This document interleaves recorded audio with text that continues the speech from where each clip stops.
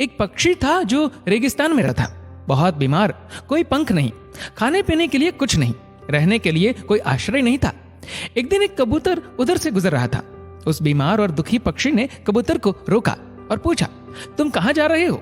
उसने उत्तर दिया, मैं स्वर्ग जा रहा हूं। बीमार पक्षी ने कहा, कृपया मेरे लिए पता करें, मेरी पीड़ा कब तक समाप्त हो जाएगी? कबूतर ने कहा, निश्चित ही मैं पता करूंगा। कबूतर ने इतना कहकर बीमार पक्षी से विदा ली। कबूतर स्वर्ग पहुंचा और प्रवेश द्वार पर देवदूत को बीमार पक्षी का संदेश दिया।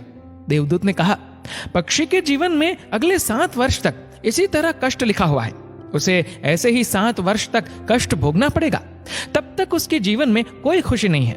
कबूतर ने कहा, जब बीमार पक्षी ये सुनेगा तो वह निराश हो जाएगा, क्या आप इसके लिए कोई उपाय बता सकते हैं? देवदूत ने उत्तर दिया, उससे कहो कि इस वाक्य को हमेशा बोलता रहे, इन सब के लिए भगवान तेरा शुक्र है। वापसी पर जब वह बीमार पक्षी कबूतर से फिर मिला तो कबूतर ने उस स्वर्गदूत का संदेश दिया। 7-8 दिनों के बाद कबूतर जब फिर उधर से गुजर रहा था, तब उसने देखा कि पक्षी बहुत खुश था, उसके शरीर पर पंख उगाए थे। उस रेगिस्तानी इलाके में एक छोटा सा पौधा लगा हुआ था, वहां पानी का एक छोटा सा तालाब भी बना हुआ था। चिड़िया खुश होकर चहचहा रही थी, कबूतर चकित था। देवदूत ने कहा था कि अगले 7 वर्षों तक पक्षी के लिए कोई खुशी नहीं होगी। इस सवाल को ध्यान में रखते हुए कबूतर स्वर्ग के द्वार पर देवदूत से मिलने पहुंच गया। कबूतर ने देवदूत से अपने मन में उठते हुए सवालों का समाधान पूछा तो देवदूत ने उत्तर दिया, हाँ, ये सच है कि पक्षी की जिंदगी में 7 साल तक कोई खुशी नहीं लिखी थी, लेकिन क्योंकि पक्षी हर स्थिति में इन सब के लिए भगवान तेरा शुक्र है बोल रहा था और भगवान का शुक्र कर रहा था, इस कारण उसका जीवन बदल गया। जब पक्षी गर्म रेत पर गिर गया तो उसने कहा, इन सब के लिए भगवान तेरा शुक्र है। जब यह उड़ नहीं सकता था तो उसने कहा, इन सब के लिए भगवान तेरा शुक्र है।